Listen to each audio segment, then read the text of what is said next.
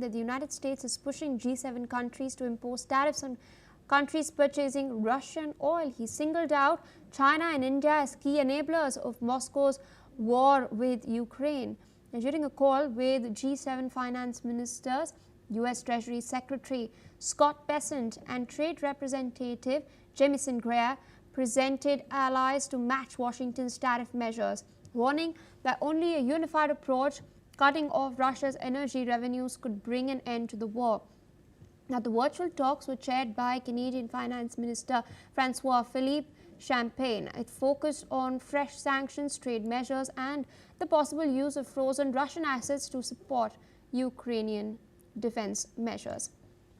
With us on the broadcast is Mr. Andrew K.P. Leung. He's a strategist focusing on economics and politics, geopolitics as far as China is concerned. He's joining us from Hong Kong. Thank you for taking our time speaking to us on NewsX World. Interesting appeal being made by the United States of America to G7 nations. They have slapped 50% tariffs against India. Similar such action has not been seen as far as China is concerned when it comes to the procurement of Russian oil. But despite all of that, we do know that European nations specifically are energy hungry and dependent on the cheap Russian oil that is rerouted through India and China. So in this context, do you think the EU nations will really, the G7 nations of Europe will really follow what Trump is saying? I think that we have to unpack the various dynamics involved in this situation. Firstly, President Trump wants to end the war as quickly as possible, even not on terms entirely favorable to Ukraine or to European allies. He just wants to end the war, strike a deal with President Putin personally, even behind the backs of the European allies. But Putin is now pushing the envelope because he's reasonably gaining some ground. So he wants to maximize his gains as far as possible before the real negotiation starts. Now, Trump is getting a little bit more impatient because he's bogged down in Ukraine for a long time. He doesn't want to spend American blood and treasure on Ukraine, not even selling weapons, because he wants to focus his attention to the Asia Pacific, but he's also bogged down over Gaza, and he wants to win the Nobel Peace Prize regardless. So all this rhetoric translates into pressuring the European Union countries to sanction the secondary sanctions, as it were, on countries buying Russian oil, so that Russia is starved of its financial revenue, and thereby hastening a ceasefire.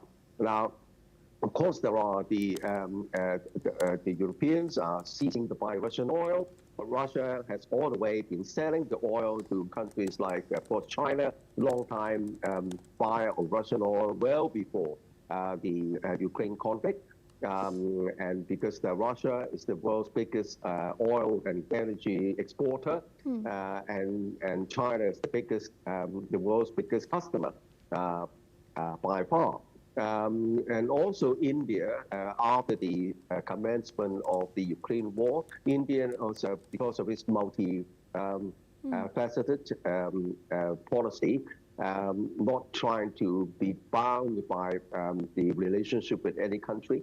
And so it's taking advantage of the situation to buy Russian oil on the cheap, and then possibly selling some of the oil to European allies. Or other countries. So these are the dynamics. But on the other hand, Trump wants to pressurize Putin to come to the negotiation table. So he's trying to invoke the secondary sanctions. Now, first of all on India, and he's imposing something like 50% tariffs on India, with a view to pressurizing New Delhi to really seize any kind of relationship with Russia. But you can see that Prime Minister Modi attending the recent Shanghai Cooperation Summit in Beijing, There was a great rapport with the Russian President Putin, and thereby showcasing India's resolve against American coercion and unilateralism. So these are some of the dynamics involved. Now, why is that the United States seems to be going a little bit easy on Beijing and going harder on New Delhi? Is because Beijing has got a stranglehold, a unique stranglehold amongst all the countries around across the globe. The unique stranglehold on Americans' Achilles heel, which is the rare earths, and China controls the vast majority of the production processes on some key rare earths that find its use in mobile phones, but also in advanced military hardware like F-35 fighters. And there are 7 of these rare earth elements involved, and China controls something like 99.9% of the world production. No other countries is in that unique position. And that's why Trump has been very, very careful with China and less careful with India. And that's what's happening now. How do you read into the recent actions by the Trump administration? They're, of course, calling for sanctions against Russia, even as Trump is meeting Putin himself in Alaska. He's mooting another meeting as well. But the U.S. Has been reliant on Russia as far as fertilizers are concerned. And recently, in fact, the United States has imposed chicken eggs after decades, that too. Well, there's a kind of a euphemism in the United States called TACO. TACO, taco means from always chickens out. Of course, this is a kind of ridicule. But in the sense that Trump, of course, he plays about power. He maximizes the use of American power, which is, of course, very great. And he uses coercion against most of the countries, including European unions and of course, the lesser countries in the global south, but not so much against China and to a certain extent, even India, because both China and India are ancient civilizations. The countries go back thousands of years, and they have their history supports a kind of nationalism, which see the countries as once the greatest powers around the globe, well before the United States even existed, or the European allies existed. And then after all, and they have both have the largest population on Earth. So both countries account for something like 40% of the world population. And China is the second largest economy in the world, and India is also the fourth largest economy and soon to become the third.